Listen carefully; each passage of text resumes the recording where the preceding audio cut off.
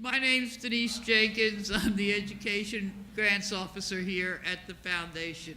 I would like to welcome each one of you here tonight. We are very excited about tonight. We've been excited about our whole series of education speakers. For those of you who don't know, we started this the end of last year, and we'll continue for next year as well.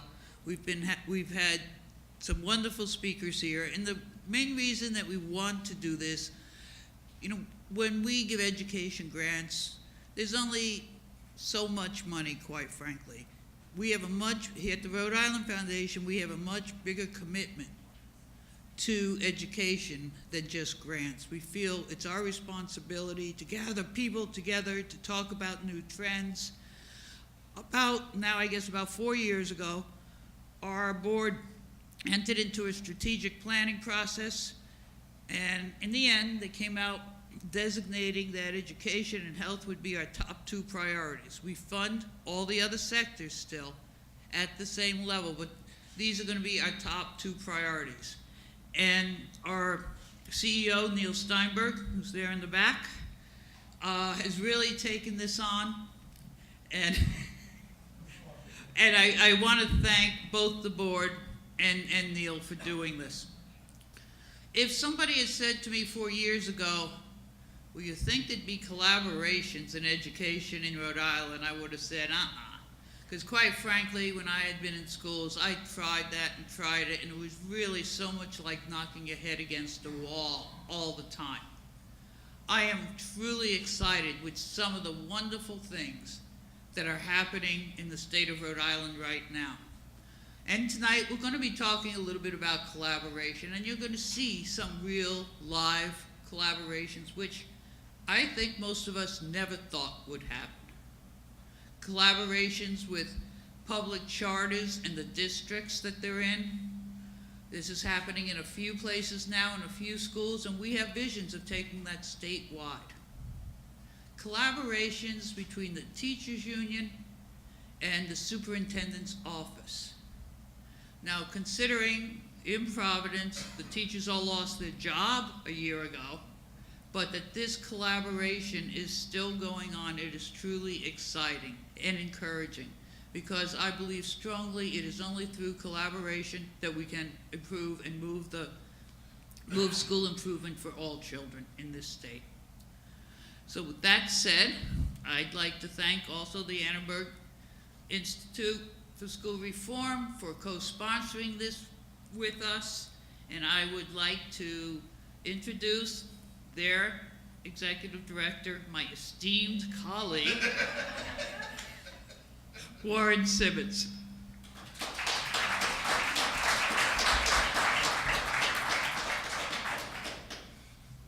Who is beloved in Rhode Island, I should add. Yeah. Right? Yes. That's what I thought.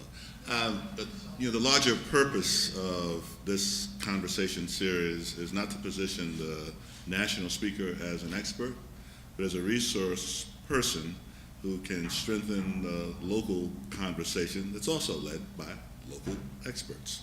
And so we want to have a dialogue with some examples nationally that either reinforces or challenges us about the work that we are doing locally.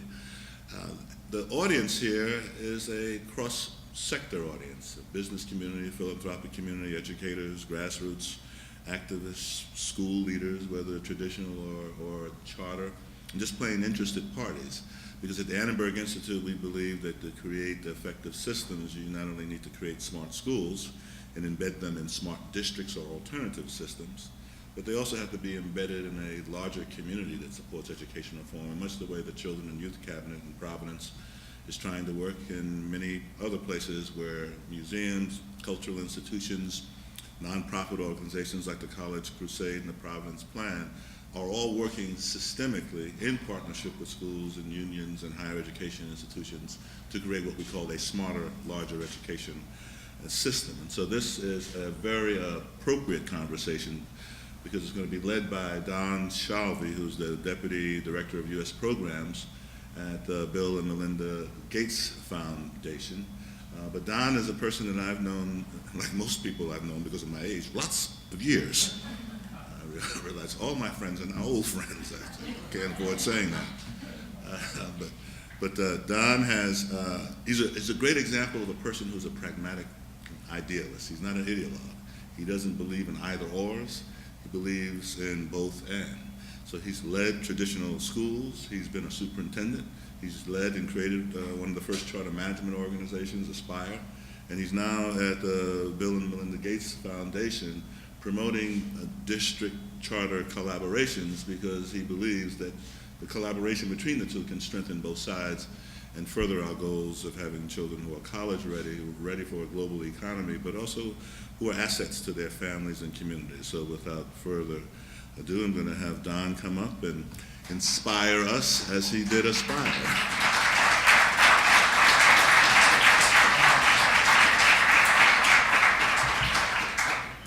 Good evening. Come on, we can do better. Good evening. Oh.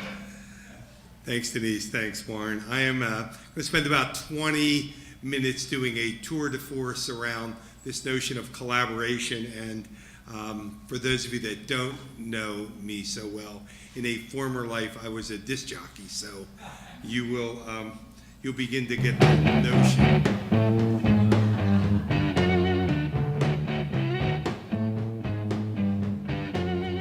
Getting near dawn.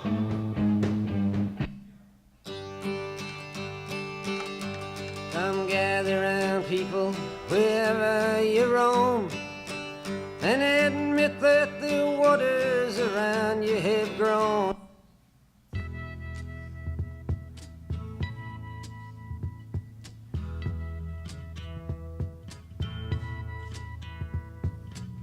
There's something happening here.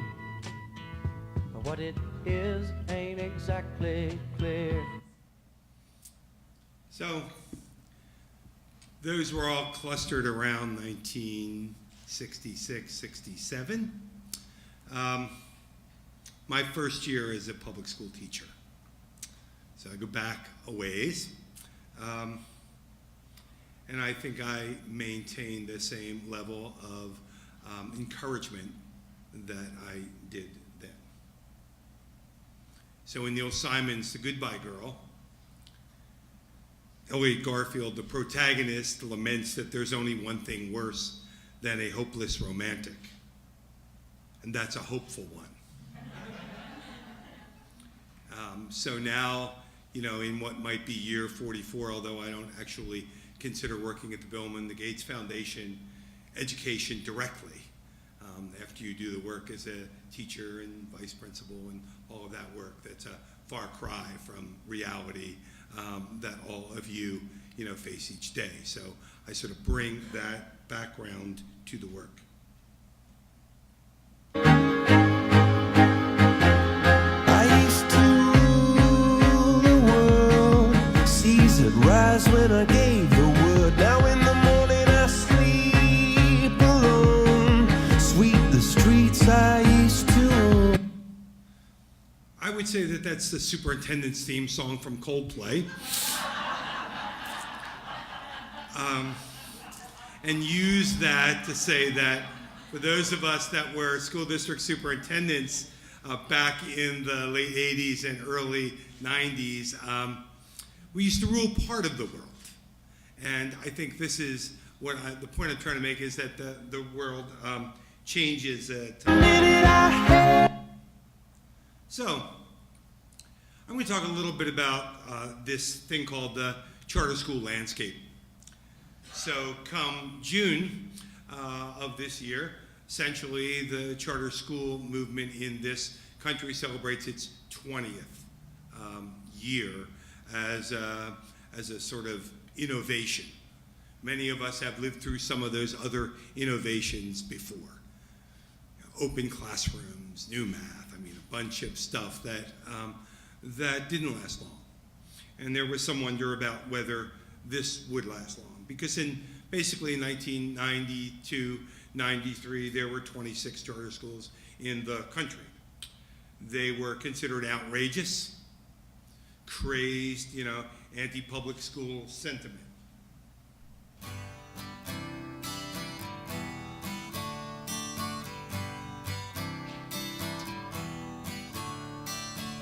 Don't you know we're talking about a river? And I think in the early days of the charter school movement, there was a bit of this feeling that this is about a revolution. And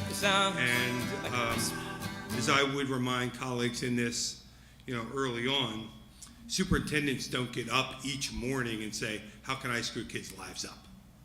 That's not what they do. But in those early days, there was that notion.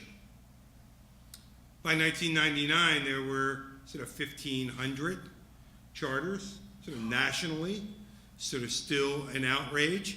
I had the privilege of working with a Silicon Valley entrepreneur, and by that time had decided that, quite frankly, in a lot of places in this country, there's been public school choice, existed for years. I was the superintendent in a blessed community in Silicon Valley, and what became pretty clear to me is that if you could afford to live in a place with a good school, you moved there and you got a great education.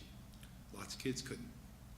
And so this notion of trying to, create the best of what a school system could be, and to do it at scale seemed pretty important.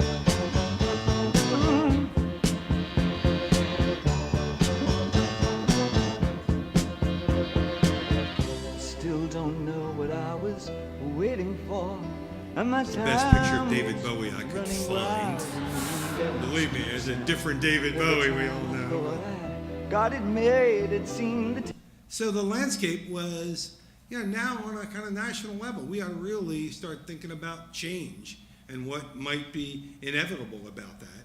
So by 2005, you see this notion where there's roughly 3,000, 3,500, 3,600, charter public schools that have grown, quite a bit in a very short period of time. And what I would say is growing apart from the work. And with that,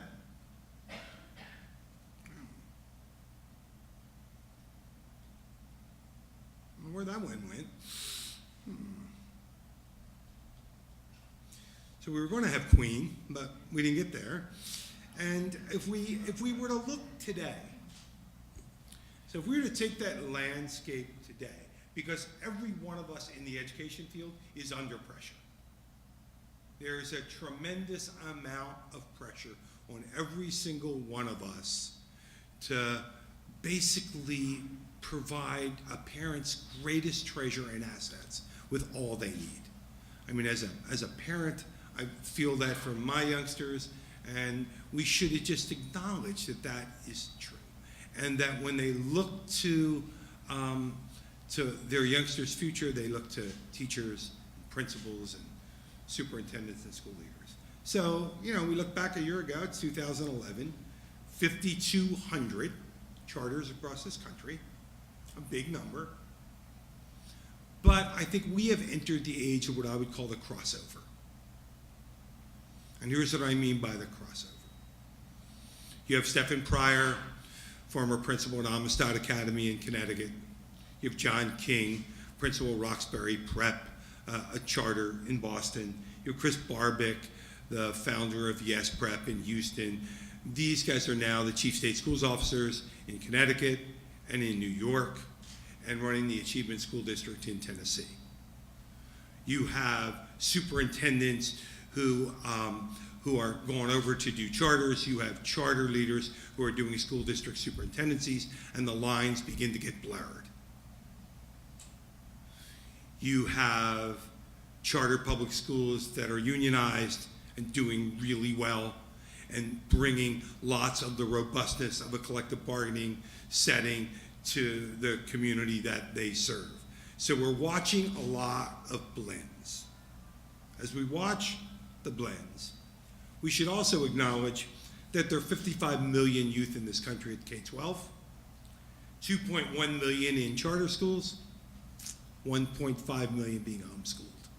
It's a small number of kids in the charter school space.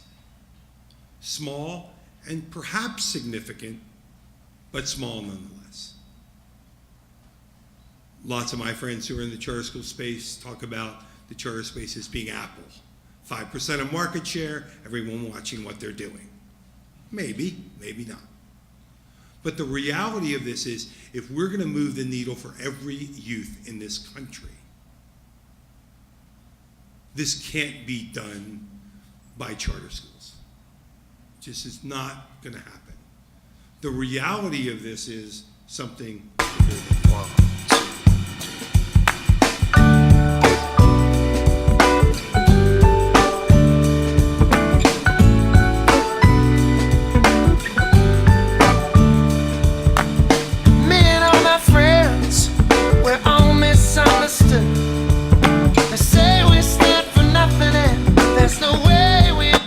So, John Mayer's song, Waiting for the World to Change, a number of us have looked at this landscape just like you are doing in Rhode Island and in Providence and say, we can't just wait. You know, we really need to be doing more than that.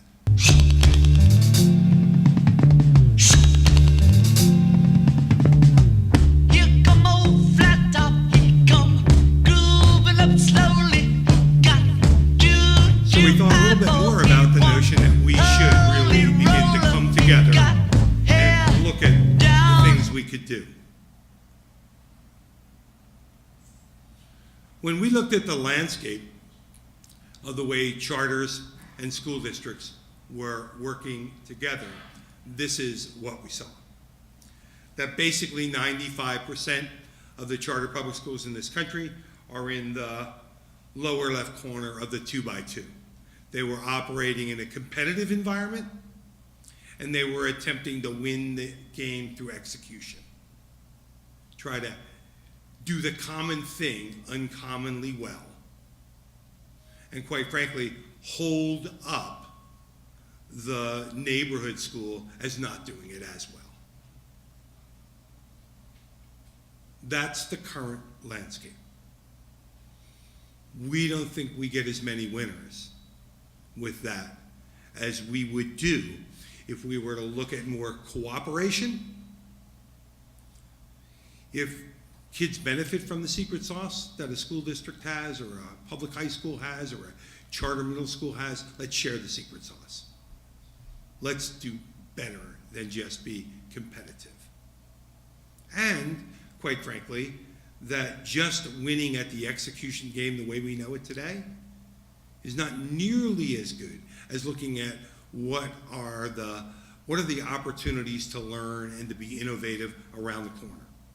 So this notion of a next generation delivery model, this notion of a collaborative, cooperative spirit seemed to be pretty important to us. The way I would put it, we found that there's more common ground than there is battleground. And we were focused on the battleground.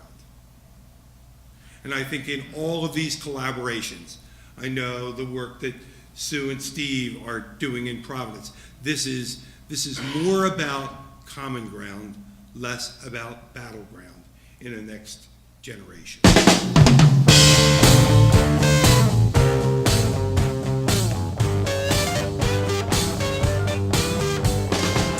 together we'll stand, divided we'll fall.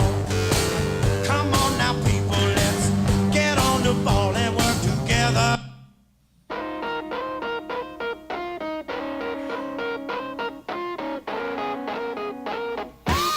Try to see things my way. Do I have to keep on talking till I can go on? While you see it your way, on the risk of knowing that our love may soon be gone.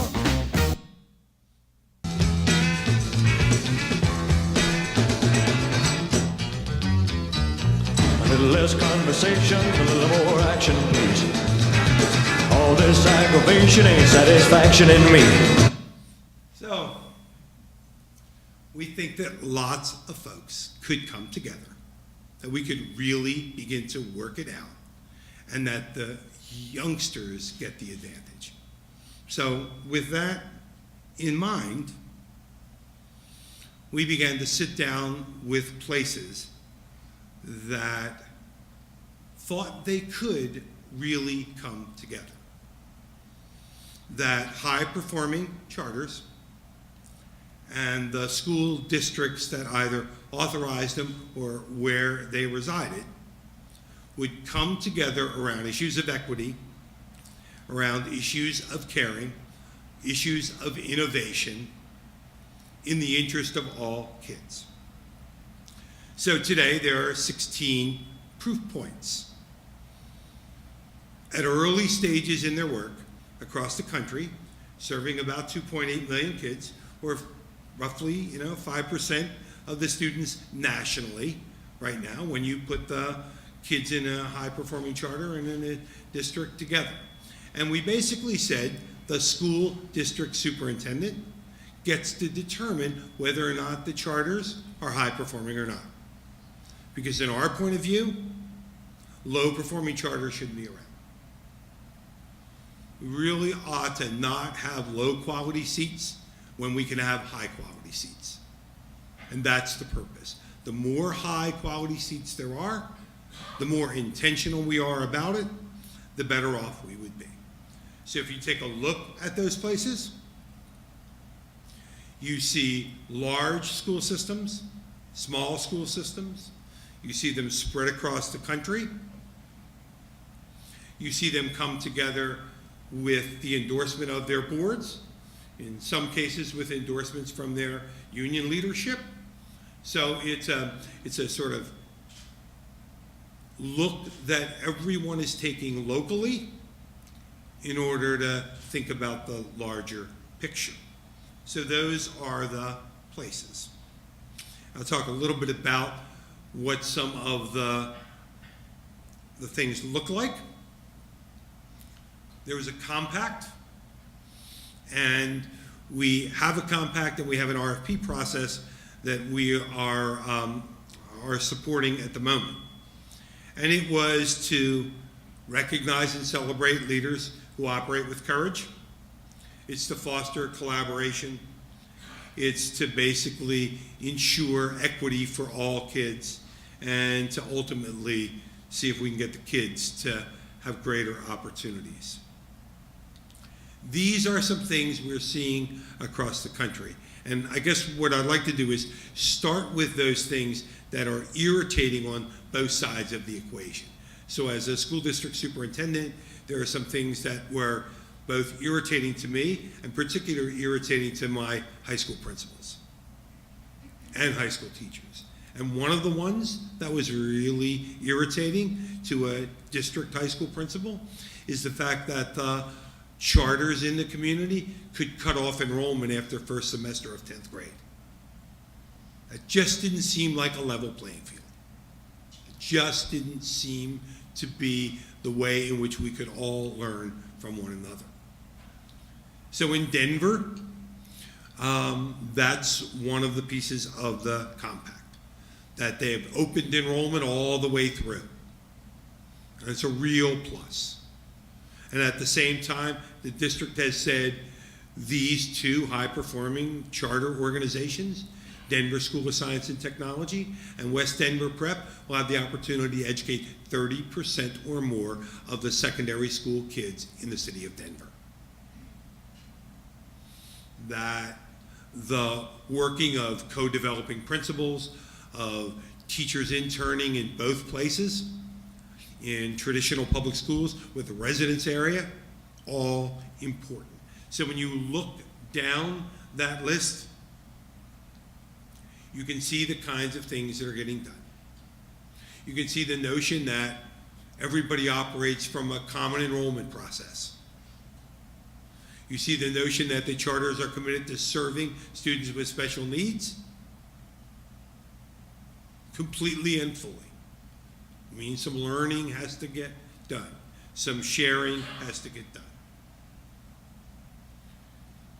Disenrollment processes are very different than the case where a charter school might be sending kids quietly, having them leave, and then they show up Monday on the doorstep of the neighborhood public school.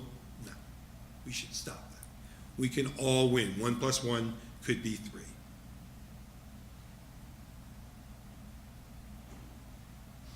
We are seeing efforts around human capital, around college-ready tools and supports, innovative instructional delivery models, and sort of expanded use of data.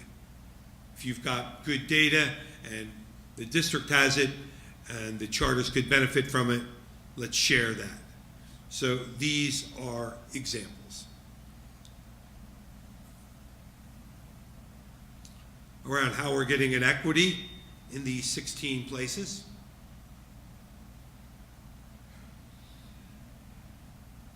Access to all schools, mechanisms for real informed choice, so important to parents. We're in the midst of doing a competition now, actually doing 2 of them. One around the RFP for collaboration and the compact work itself, and the second is one around facilities funding. Because one of the things we find is that there are buildings that are fallow that could really be used. And if we could put some dollars behind that in a place like Central Falls to support the buildings so that the district gets a building that's now ready for 21st century learning, for hybrid delivery, a really nice thing to do. Everybody gains. So we're working our way through that. We think that at the end of the day, these 16 cities, will continue to work at it with some level of funding, some learning from one another, and some facility support, and we'll see college-ready rates go up. It's our hope.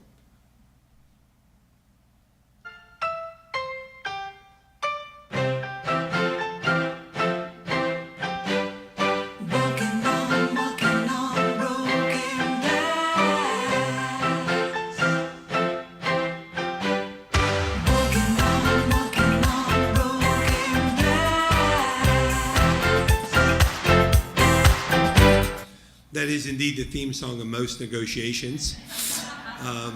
Whether it is with a collective bargaining unit in the district, whether it's collaboration between the districts and the high-performing charters, between the city and the educational leaders, all of these things are key. So Warren gave me 25 minutes, so I got about a minute or 2 left, and want to say that this is early in the work. And we're watching these 16 places. We anticipate that there'll be 7 or 8 more before the end of the year. We're also really happy to note that the federal government is putting forth a proposal that will celebrate districts and charters working together. I think that will be a good thing, and we can, begin to, end the adult skirmishes and move towards the interest of kids. So that's the overall play around this, and hope that we can engage in some conversation about it. And I would also like to, publicly thank Central Falls, Rhode Island. I got to spend the day there today, and think that the compact work that the district and charters are doing, along with Mayor Dan McGee, will be so helpful. And I think the work that's going on in Providence with UP and Steve and Sue does the same thing. So I will get out of the national way. Thank you so much for inviting me, and we'll go on to the panel. Thanks.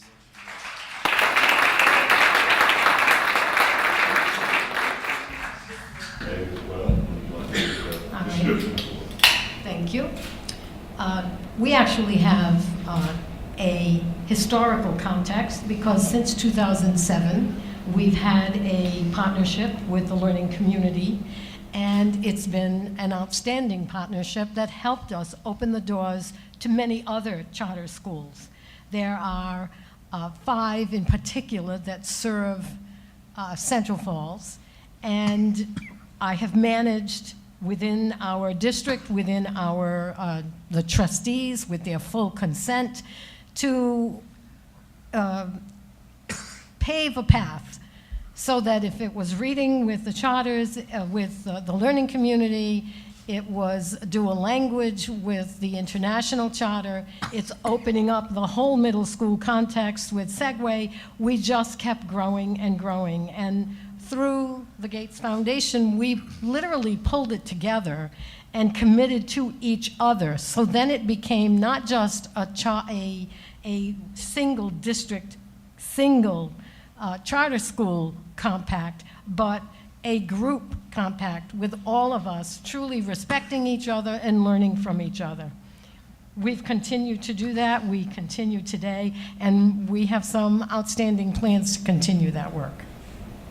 And Jill and Maggie will say a little bit about the learning community side of this program.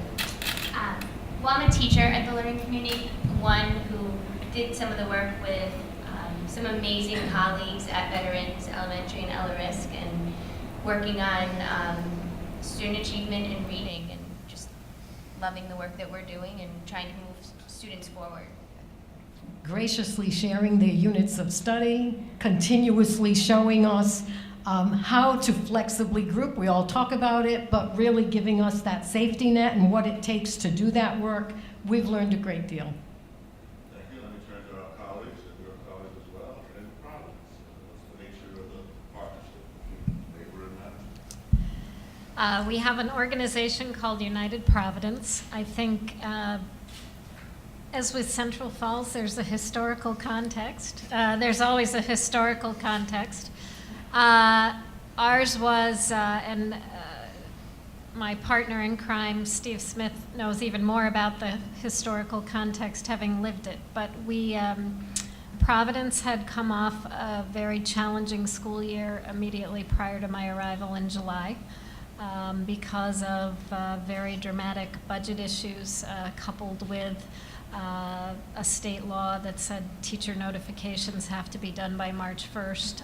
Every teacher had been terminated, 5 schools have been closed. Trust was not high, let me put it that way. And the district had in that year, prior to all of those events, tried to start a labor management collaborative. Our state is, I believe, the only state under the Restart model that allows for a labor management collaborative educational management organization.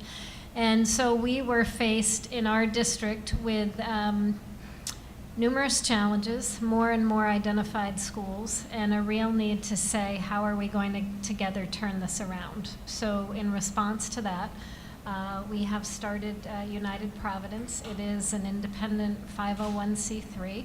We are trying to build the organization while doing the work, and I will let my colleague fill in from there.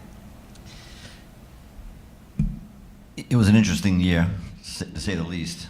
But we started at the Providence Teachers Union going back to 2004 with Hope High School. And Dr. Gallo was a part of that. But that was one school, and we were met with a challenge from the then Commissioner McWalters to do things dramatically different. And that meant not throwing out collective bargaining, but rethinking the way we bargained collectively. And we decided that at that time the union could have simply stepped away from the table when there was the show cause hearing as whether Hope should be opened or should be closed permanently, and we decided to be a partner with the district. And we had some very significant success, in our opinion, but it wasn't systemic. We had a vision at that time that Hope would be the prototype for other schools, other high schools that were going through the same process. And as you know, superintendents change. As I was joking with Dr. Lucier, I'm very much hoping that we have an announcement soon that she's the superintendent, because I am soon becoming the Elizabeth Taylor of union presidents.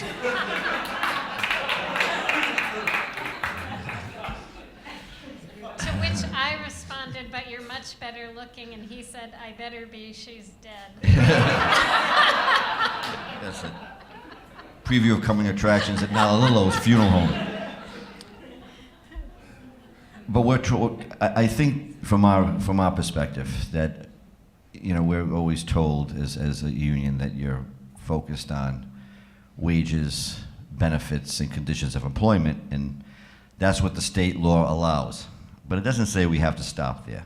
So we, you know, we want to advance a systemic change where each individual building will enter in its own collective bargaining agreement. And it'll be much more than wages, benefits, and conditions of employment. It'll be, what's our game plan for the next year, 2 years, 3 years? How are we going to move the school forward? And relying on the untapped resource, the classroom teacher.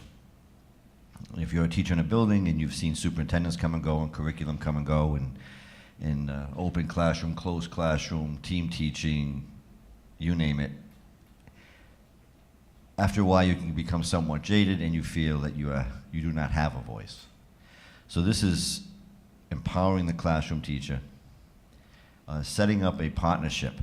So we rethink the roles. Management now becomes a function, not a position, where the building delegate works as a partner with the principal, not as the complaint receptacle for the building or the gotcha person when the new principal comes in and can't figure it out and you just watch that person fail. We're at the beginning stages.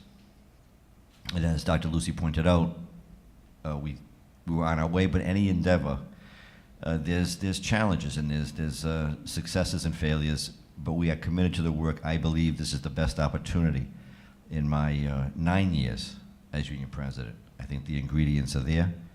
That doesn't mean it's going to be easy. If it was easy, everybody do it. But we are committed to the work, and I think this up. All too often, Rhode Island is noted for the first in the nation for a lot of negative things.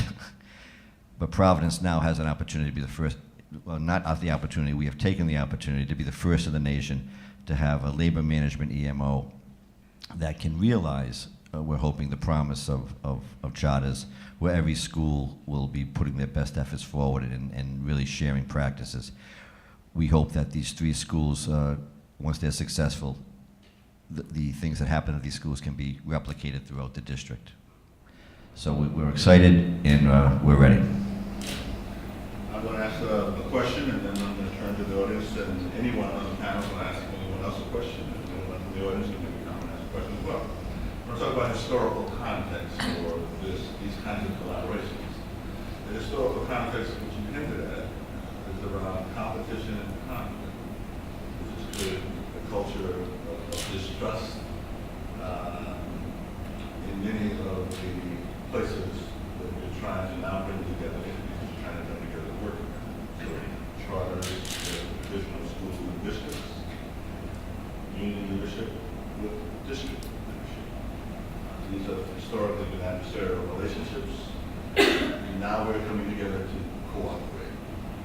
I guess the question I have to ask you is, what kind of work have you done to change the historical context and culture, which would lead to suspicion and distrust continually, rather than collaboration and innovation? What's the work that you have to do to change that context to make this collaboration? I'll start with Francis. We began in a very simple way. We literally visited the learning community. It was an amazing trip. I went because upon visiting students during the summer, getting to know them, parents were jumping for joy because they had received phone calls saying that they won the lottery. They were going to the learning community. So I went to see, what is this learning community? And then I asked my union president to join me, and I asked teachers to join me. And teachers reluctantly came, but they kept saying, why should we go there? There's 10 students to a classroom, they get to handpick who's there, and they went on and on and on. And I said, you need to come because we need to dispel the myth. And they were surprised. They saw classrooms that looked like theirs. They certainly saw students that absolutely reflected their students. The demographics of our schools actually are a tight match. And so slowly but surely, over the visitations, over the initial sharing, and then over professional development, where we had listening ears. Not, I told you so, do this, I know everything. No, it was an exchange, it was sort of let it all go, almost a fight, but the other side listened, and then keenly aware of all of the issues. We both agreed there's a lot to learn and a lot to give on both sides, and very slowly we began a partnership. We literally started with just a few classrooms. And in those few, even though we really worked hard to get everybody to go together, there were still a few teachers who, no matter what they heard, were not going to do it in the classroom. And so we didn't force them. We just said, fine, you did agree, but you're not doing it. That's okay. We looked the other way.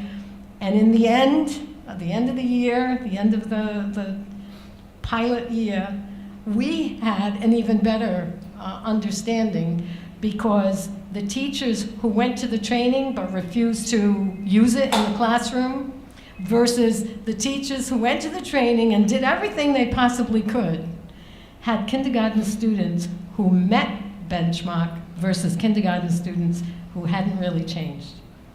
And what a shame. And yet, what a real way to learn. From there, we simply expanded to all our kindergarten classes, and then over the years to all of K, all of 1, and all of 2. It made all the difference in the world. A listening ear, a keen interest in the mission, the children, and then practice. Jim and Meg and Julie and others, why does it make sense to partner with the very institution you were created to be different?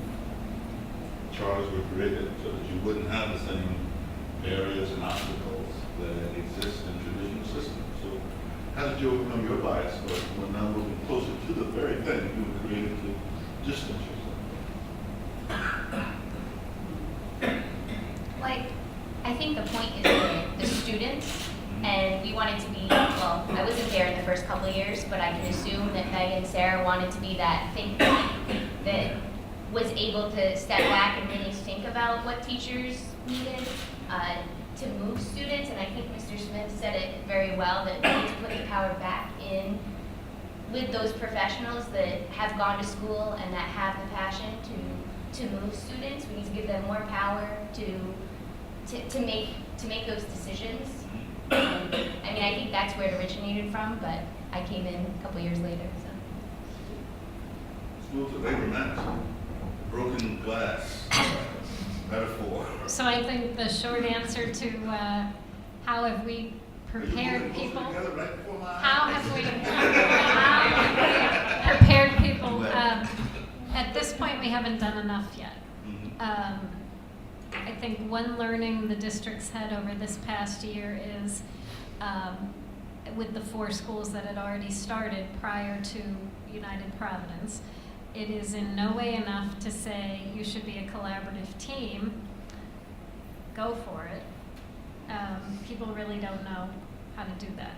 And so one very serious effort we're making is partnering with ABC Unified in California and Saul Rubenstein from Rutgers University, who's studied districts that have done labor management collaboration that led to results for students, and that results for students is enormously important.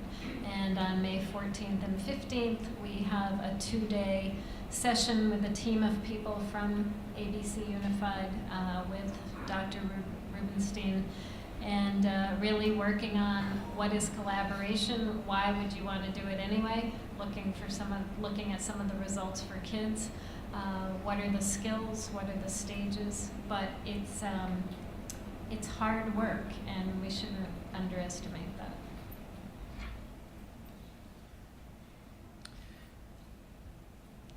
Having a history of suing superintendents, I think kind of the previous superintendent, we kind of broke the ice when I served him with a suit in federal court, and the one before that, a vote of no confidence. I think what's different here is, and I have to say it one more time, is we need some consistency on that end. Teachers need that. They have to know who's going to be there, and I can't tell you how many times, even with building principals, are they going to stay? Because if they're not going to stay, then why should I invest in this approach if there's going to be a change in 2 years, and it'll be a dramatic change? It's not just the person that left. So what we're trying to do, the goal is, it shouldn't rely on who the union president is and what his or her philosophy on leading a union is, or who the superintendent is. What's been achieved in ABC Unified is, if you want to work here, this is the way we do business. That if you want to be union president, what are you going to bring to the table to enhance this partnership? So you can't run and say, well, I'm not going to do this. Well, you have all these committees you have to serve on. You have these meetings you have to attend. Governance structures that are firmly in place. School board policy that supports it. These things are just starting to come into play in Providence, and they didn't exist prior to. So it's not enough for a union to say, we really want to collaborate, certainly if there's not a dance partner, and vice versa. So I think that's where we are now.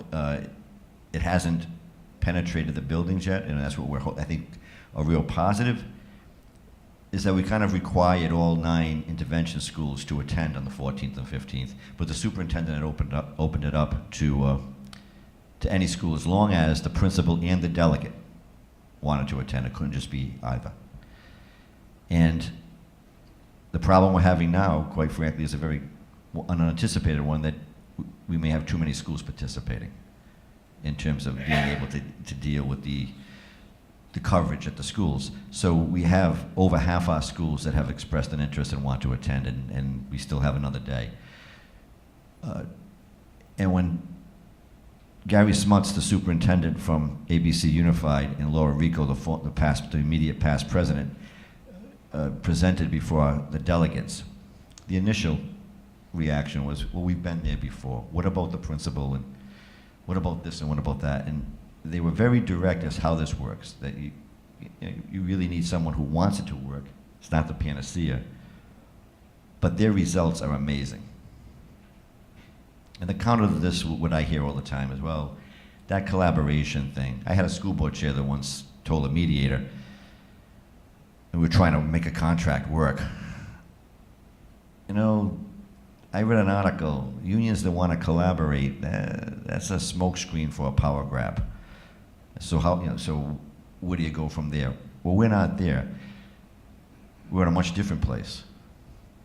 But we're very cognizant that this isn't just about the adults, and ABC Unified proves it. Our challenge is, we don't have 15 years to make this work and to develop. And when I first became president, I went to the Union Leader 101 course. And I haven't done anything that was suggested at that meeting. Not because I rejected the ideas. I didn't have time, I didn't have the opportunity. It was supposed to bring your membership along, gain consensus. You don't want to be too far out. But when you have schools closing, schools under intervention status, budget crisis, you really don't have the opportunity to wait for everyone to be comfortable. So I think our challenge is so that these schools see it really works there. So the history is still there. The history hasn't gone away. And there are the people on both sides that are saying, this isn't really going to work. She may not stay, and this guy's crazy. So things will change. But we have to dig in and show that it can work for that teacher in the classroom, that it really makes the difference, that they see the results, and this is a better way of doing business. I want to come to school now because I'm in an environment that actually works and where I feel I'm a real professional. I'm treated that way, both principal and classroom teacher. I want to welcome Commissioner Gitz to the conversation, and I'll open the floor, and Don, you feel free to comment, ask questions as well. Stephen, from what you're saying, it seems to me that it's very important for your school committee to have the same philosophy that you have. Because if they don't, then you're not going to get the superintendent that will help with the process. Well, I certainly experienced that last year, yeah. Not only a school committee that wants to see it work, but that wants to see us all employed. But I believe the mayor has made some very thoughtful choices, and I see a difference.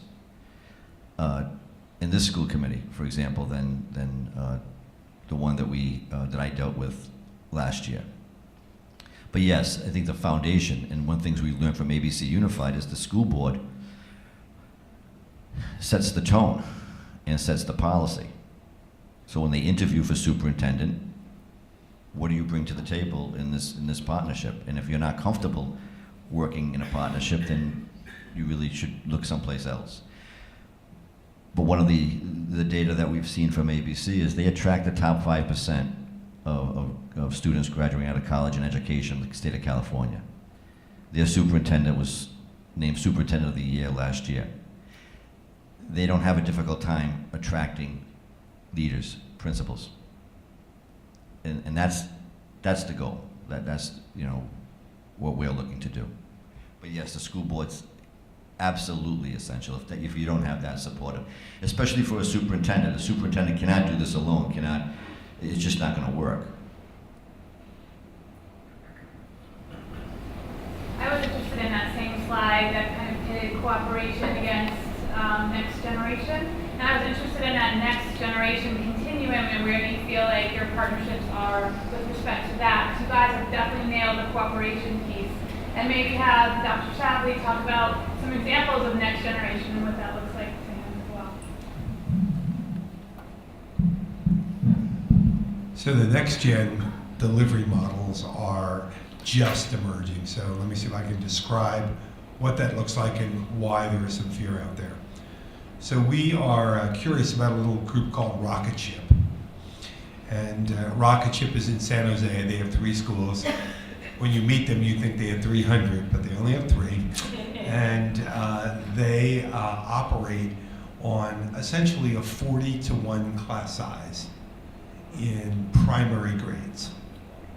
Because the youngsters spend half their time in a wide open laboratory, tech lab, where most of the rote work is done. And as a result of that, the teachers there feel as if they can really get on to rigorous work. So their achievement has been high. Their the work across the teachers and the families has been great. And they run a more efficient model. And that efficient model translates into greater compensation for the teaching staff, which they're proud of. To date, they're only K-5, and there are only 3 schools. So we're looking at that.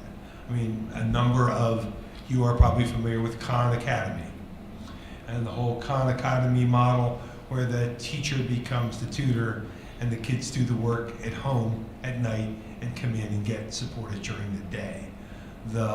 So how many of those models will we begin to see? The ability of sort of online, anytime, anywhere, merit badge, mastery types are other things we're seeing. But I would say at the moment, you have 3 or 4 organizations, Carpe Diem in Arizona, a Rocket Ship, and then a few school districts and charters that are trying a kind of blended learning approach doing this. But the early results are pretty good. And there is some fear. A number of local teachers associations worry that it will reduce the number of teaching positions because of this. We are watching a group called FIN, Future is Now Schools. A guy by the name of Steve Barr, who founded Green Dot, is launching the first school in the fall in New Orleans, a charter union hybrid school in New Orleans. So, the jury's still out. That's a question.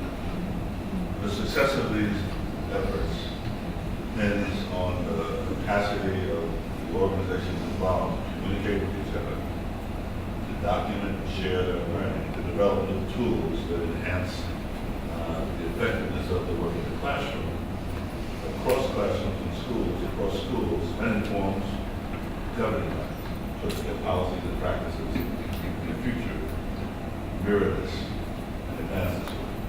That's a wonderful description, but both of these kinds of partnerships exist in districts that have had budget cuts, tremendous budget cuts over the last decade or so.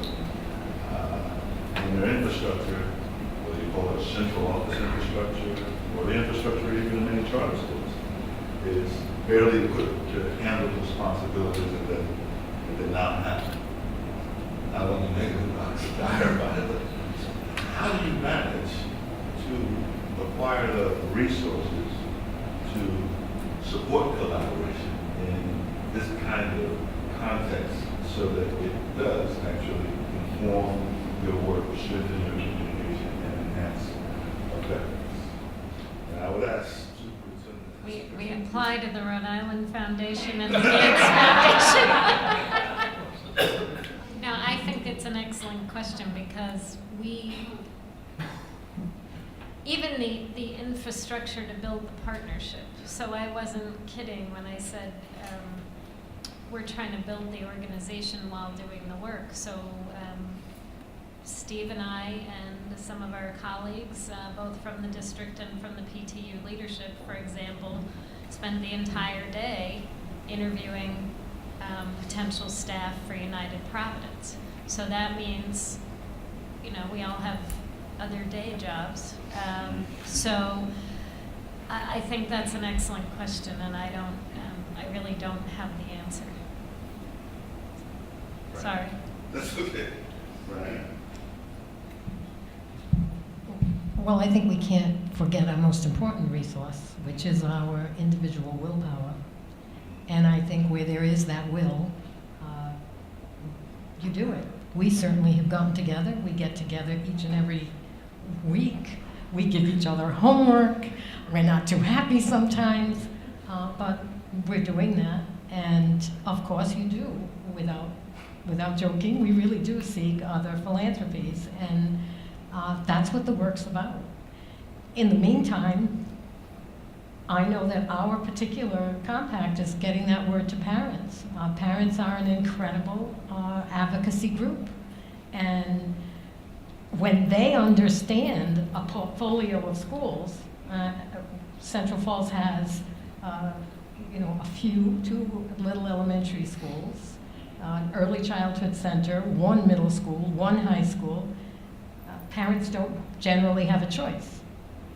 They, yes, put in for the lottery, those who know about a charter school, but the vast majority of my parents wouldn't know about a charter school.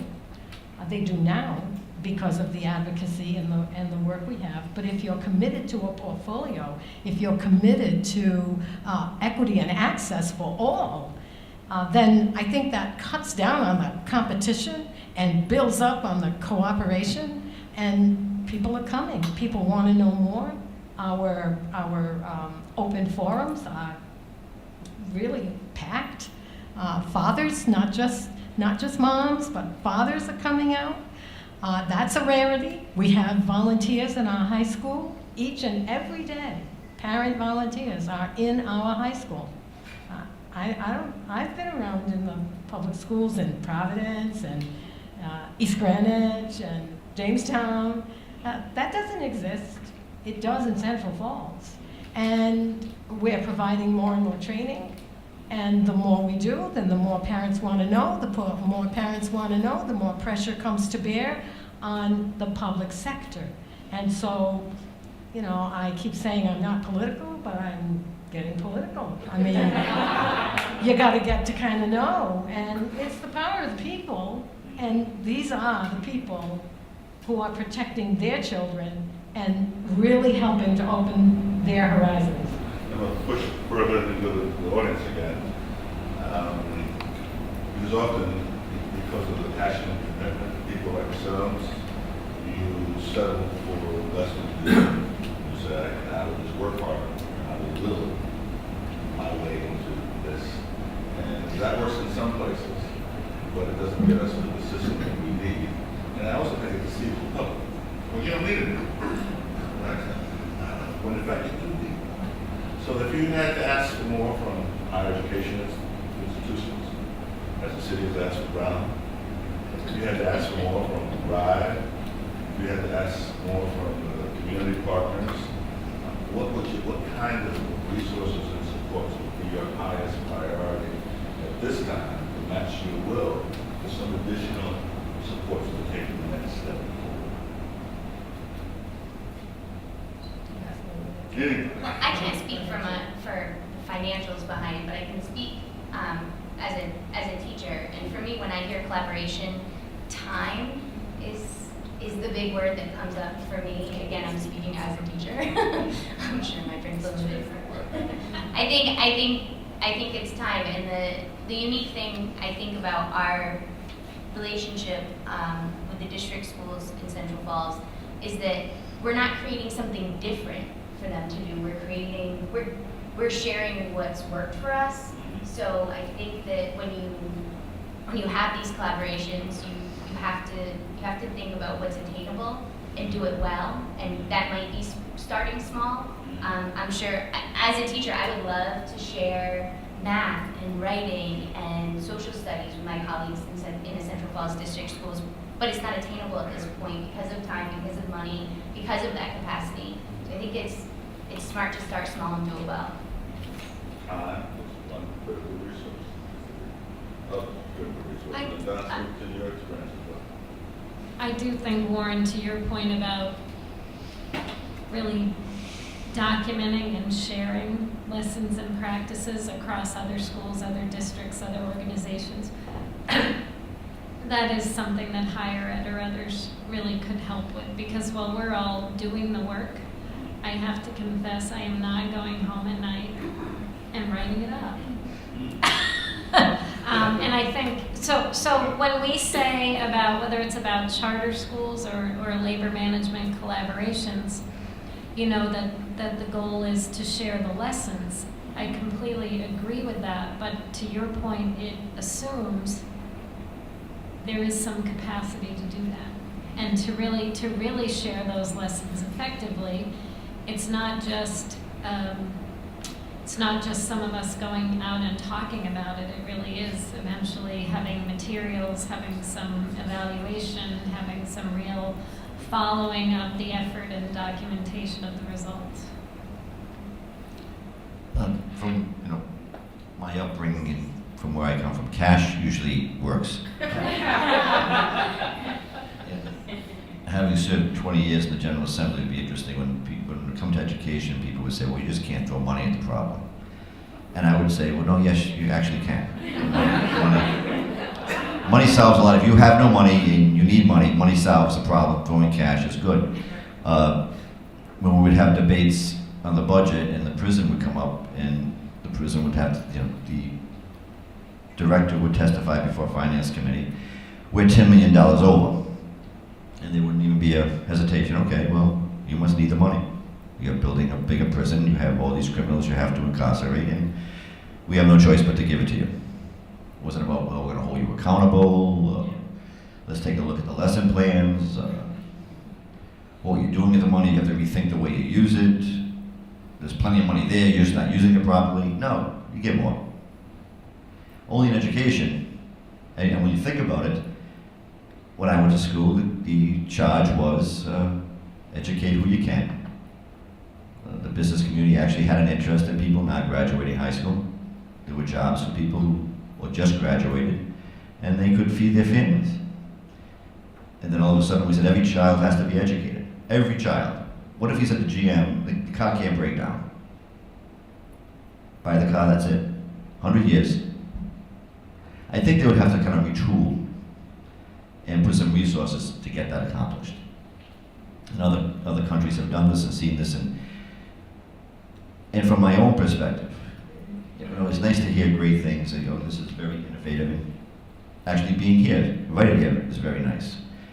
To say if Neil didn't give us the 100,000, I probably would have been late or not shown up. But It's the first time you've been on time. Well, we're hoping for more. There's another application coming in. But I digress. But certainly, there is it's nice to hear these things and to be said, you're bold, you're innovative, and this is a great idea. But governments should incentivize this. If you see behavior that you think deserves, and initiatives that you think deserve support, everyone doesn't have to be treated the same. And this is coming from a union president perspective. There's no incentive for anyone else to take the risk if there's no reward to that risk. If I can sit back and, I'm going to just do things the way we've always been doing them, and I'm going to get the same share of the amount of money that's being allocated, well then why would I do anything different? So you have to have a system that rewards function and maybe has a hesitancy to fund dysfunction and rethink the way schools are funded and initiatives are funded. But yes, money is extremely important. And for colleges and universities, teacher preparation programs that actually meet the needs of those young teachers going into classrooms, having peer assistance and review programs, so when a teacher comes to Providence, it's not wing it. And I'm being literal. My first day, years ago, I'm here for 5 days. Are there lesson plans? Where's my room? It's the music room on the second floor. You're gonna have to wing it. Or the mirror test. If you want to work in a district, if there's condensation on the mirror, you can start. We should be very thoughtful about these individuals that take on a profession that is noble, not for the money, to support that individual and give that every individual every opportunity to succeed. And if the individual does not rise to the challenge, counsel them out in a very dignified, professional manner. And that costs some money. So yes, it is the will. I agree with Dr. Gallo. But if all too often, I think you're exactly right, that that will is sometimes taken advantage of. That if they're going to work harder and not going to ask for more money, we'll just keep seeing how hard they're going to work until they fall apart. Well, I'm actually going to ask a question more, if you'll let me.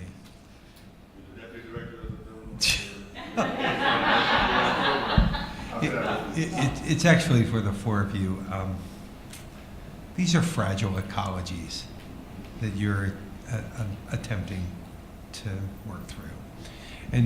And you're right, so if we don't document this, we won't really know. So I'd like to have each of you talk about some of the pain points you've experienced around this, so that the rest of the audience, will actually understand what this is like, and so will we.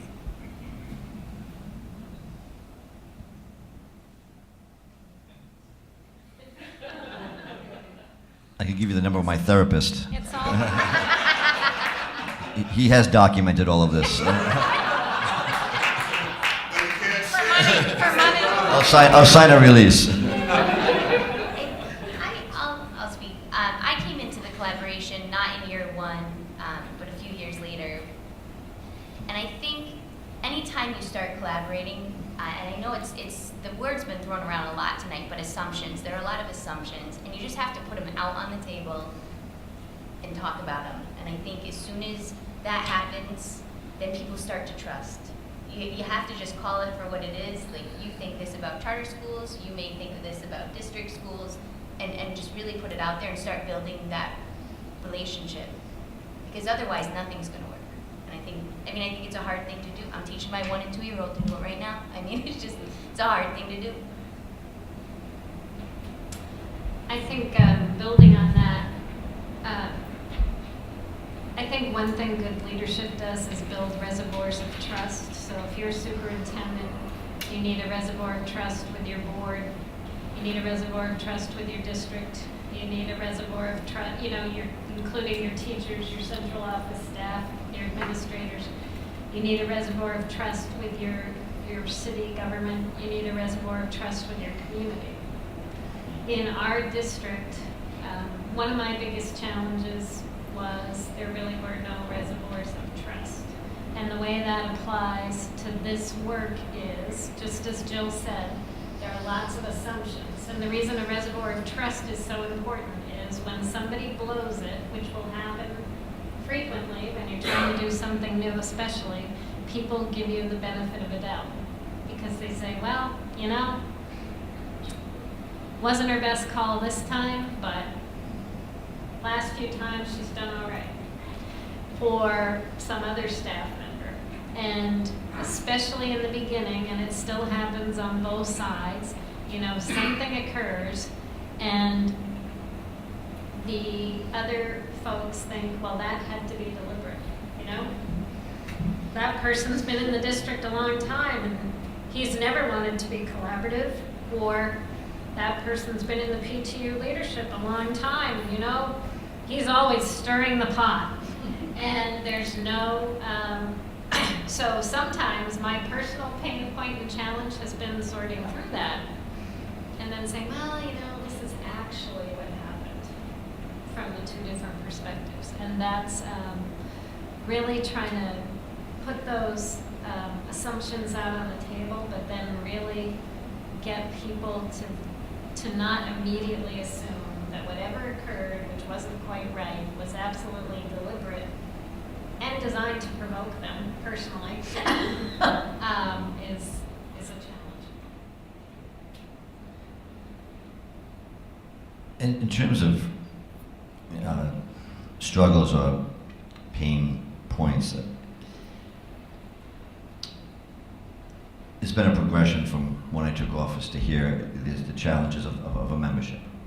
In 2002, it was a much different environment and a much different membership, and I think Frank came on shortly after that in Providence. But I made a conscious decision, as well as having the support of my executive board, to go down this path, and fully expecting not to be warmly received. Having a thick skin helps. I think that in most, I'm not the typical union, I didn't come up the typical way as a union leader. I wasn't the building delegate for X number of years, served on the executive board for X number of years, and waited my turn I kind of came on to the scene. I expected those challenges. What I didn't expect is moving forward, and I thought I would be well received by school boards, by superintendents. And I was kind of taken aback when it was not so much. One, we don't believe you, or two, we're much more comfortable in the traditional role. I mean, we hear all the time these contracts are industrial model contracts, and the union is stuck in this industrial model. Well, let me clue you in, so is management in some cases, because that's a comfort zone. So getting out of comfort zones can be difficult, but that's been a struggle. And the obvious, as we've mentioned over and over again, consistency in leadership and predictability in policy.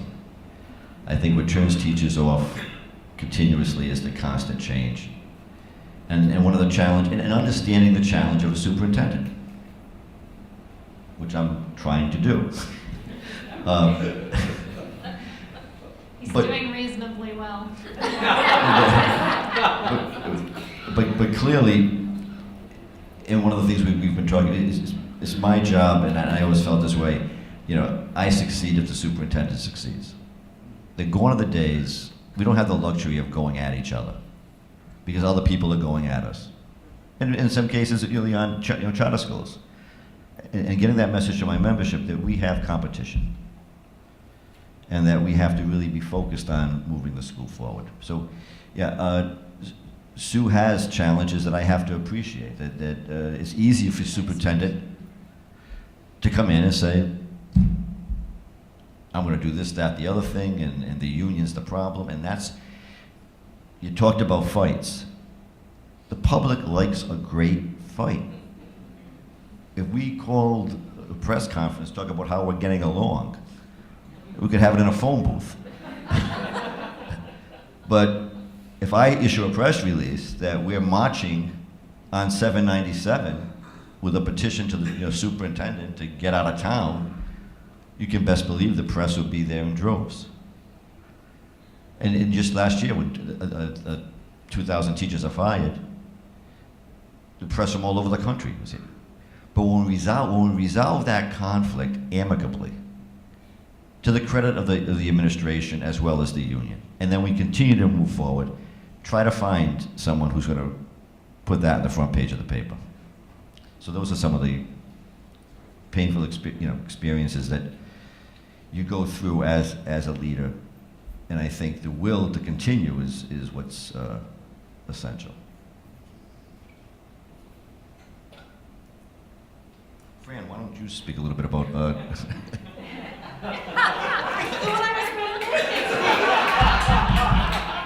Come on, let's share. This is like a group session. Hi, I'm Steve, and I've been a union president for 9 years.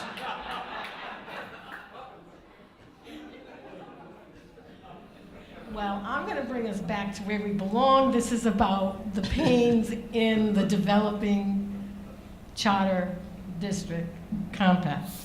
I won't go way back. I won't. And I think what we need to remember is very simply, we're human beings.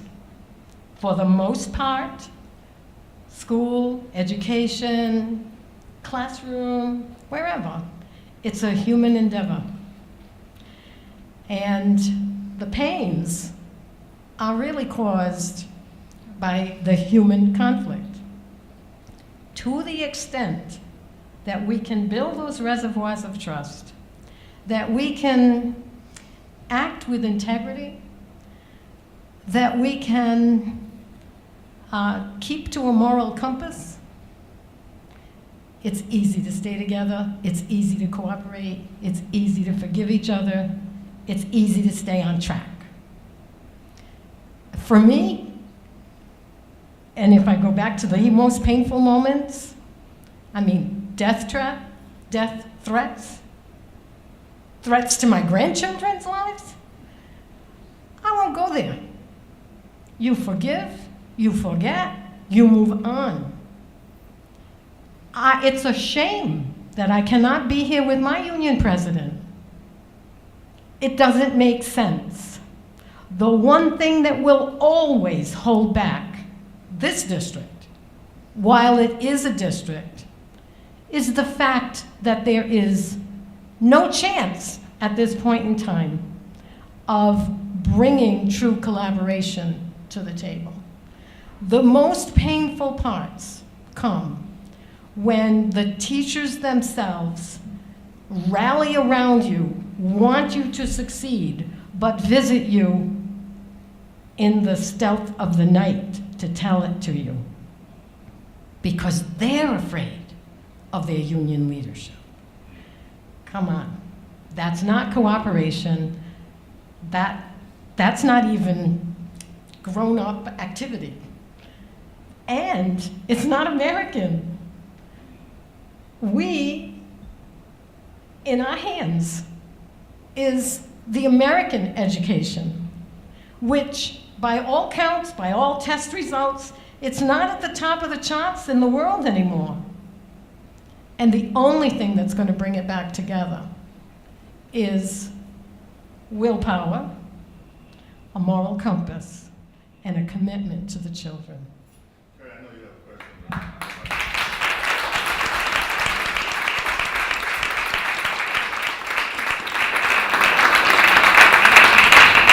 I want to insert something into this conversation. You're right, the media focuses on negatives. And you've all been caricatured as adults. Superintendents have been caricatured, union leaders, charter leaders. And so it's sometimes hard to believe that you're now in this cooperative space and just want to do adults. But what convinced me most of all in the conversations that we had this morning was when we talked to a group of students at Central Falls, Young Leadership Circle.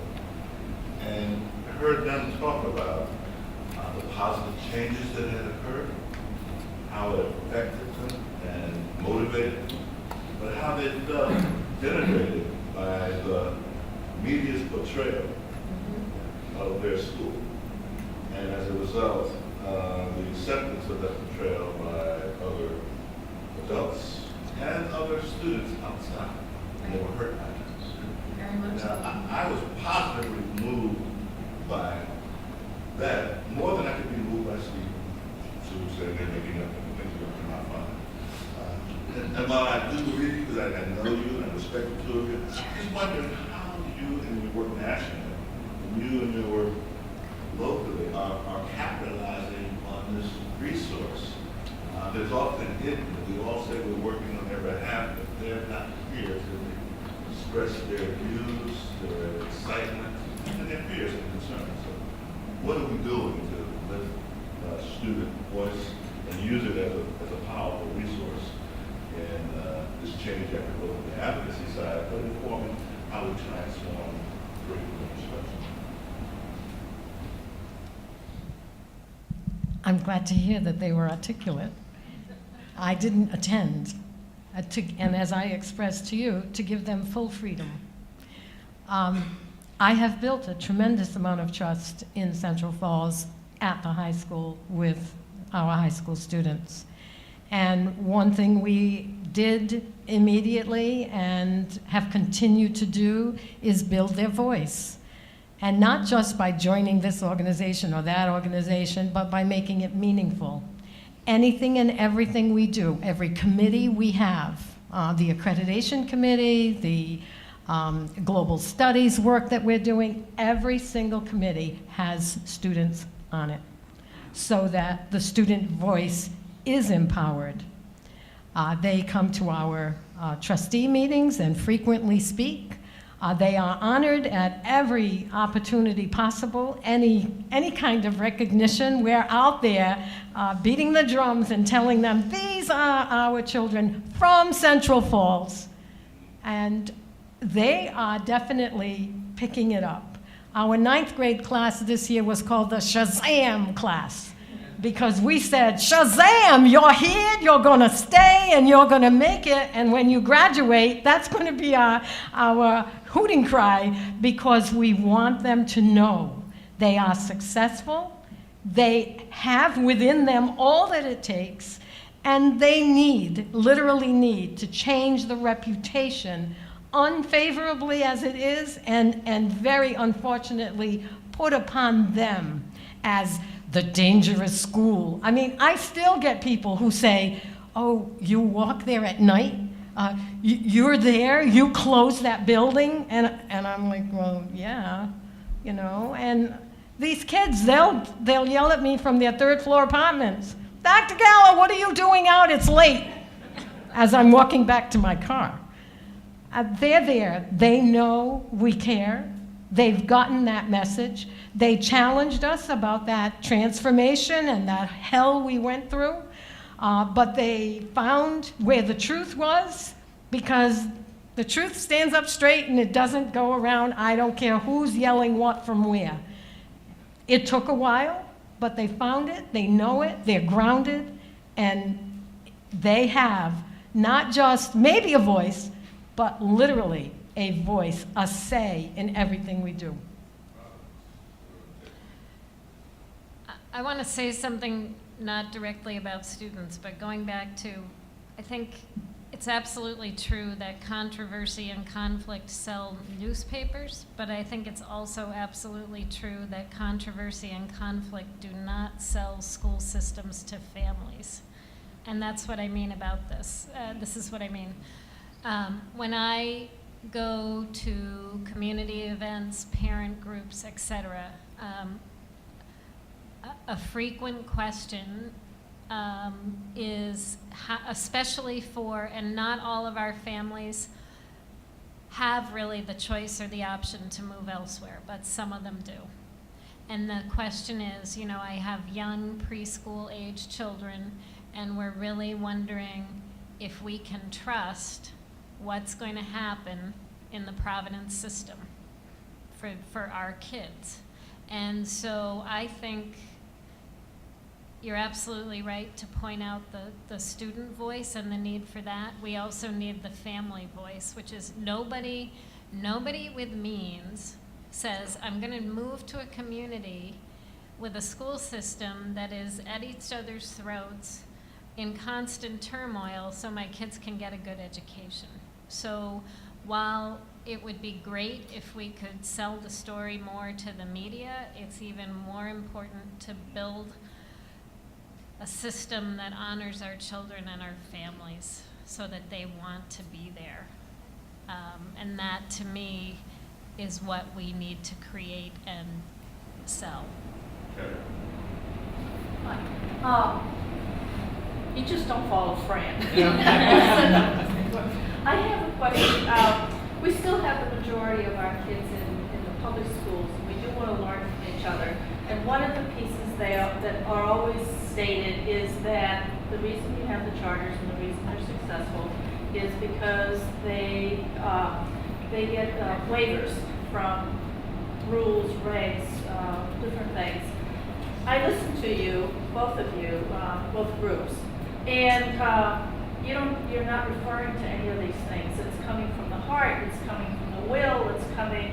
So my question is, Fran, mostly, is were there things that you had to actually waive, to eliminate, or were you able to do within the restrictions of what we call, public schools kind of rules and regulations? Because we do want it to move, and we do want to learn from each other. And is that are those barriers, or can they be mitigated and we can just move on anyway? Terry, just for clarification, do you mean in the transformation of the high school? Are you specifically asking me if we waived anything in that manner? As you were moving into the collaborations and doing things a little differently, Oh, right. did you have to waive, did you have to do things differently, or just kind of? I love my magic wand. No, the answer is really no, absolutely not. We did promote a policy at the school board that encouraged collaboration and would welcome it and made sure that there was no policy barrier to getting together. But we didn't waive anything, and nothing's changed, and we've built curriculum together, we've certainly learned classroom strategies together. Right. Thank you. Can I just build on that? Because that was actually the question I was going to ask. So for those of us who are in that policy sphere, are there policy changes that would A, make this easier for both of you, facilitate your collaboration, and B, think about ways to move this from, scattershot, isolated incidents, that's Mark's word, to more scalable opportunities to model this? Well, I think obviously the goal is to do just that. Superintendent Johnson years ago would tell principals, there's nothing you can't use the contract as an excuse not to get something done. What we've done with UP and reciprocal obligation is the school has the ability to waive any aspect of the collective bargaining agreement and seek a waiver of the school board policy. I think the real key is to get them to believe that actually can happen. It's kind of, okay, you got all this freedom, and they're like, I don't really believe that it's the case. So I can't point to a policy other than a school board policy that clearly endorses what is happening and supports that, and then do the work at the schools to really, we get it, but it's certainly not enough. To your point, it has to be about students realizing that the place they go to school is a hell of a lot different than where they just last year. That they see the improvement, that the teachers see the improvement, and then hopefully there may be from that a request to the to the policy people in the school department, in the city, and the state to say we really need this policy change because we're seeing that there's an obstacle here.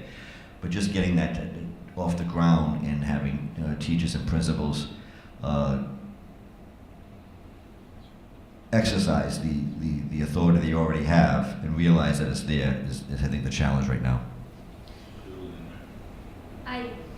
Angela, this isn't all policy with a capital P, but I think one thing Steve said earlier about figuring out ways to incentivize good behavior or collaborative behavior or whatever you're trying to see. I also think vehicles such as the Mayor's Children and Youth Cabinet can be incredibly important, because the more understanding there is of the work we're trying to do for kids, both in the schools and across the community, the more collective support there will be. And I think it's easier. It's never easy to change, but the more support and understanding there is for that, and in a sense, you incentivize that kind of behavior by also noticing it and saying good things about it across the community. I think that shouldn't be underestimated. And then to Steve's point, that may cause some things to bubble up that would be real policy changes in the future. Good time for one cataclysmic question. In nature. You're not going to answer. Okay, well, go ahead and ask the question. I don't think anything I say would ever be called cataclysmic. So please put it in what it's worth. But I think that we have to be careful with the charters for calling them out to be expected to be better than central districts. Because I think that perception that we should be producing a higher expectancy for the charters aids competition more than collaboration.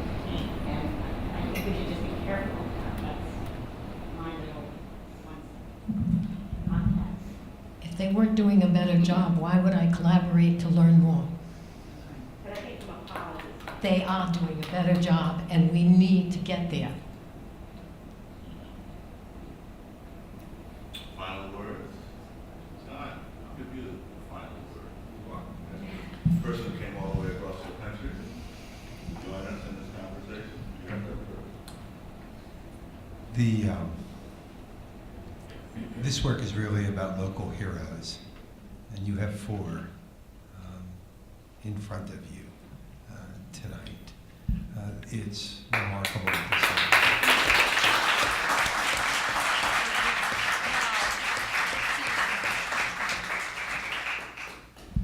I guess what I would make one addendum to the Central Falls kids.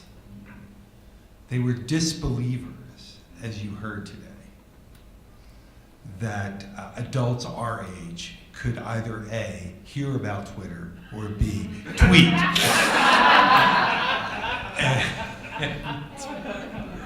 They were relatively shocked today when Denise and Warren and I talked about the fact that we actually do. Well, Warren doesn't. I would like to put in a plug for Student Voice. Sometimes we do things that we just shake our heads at the foundation. Or you shake your heads at, that we do at the foundation.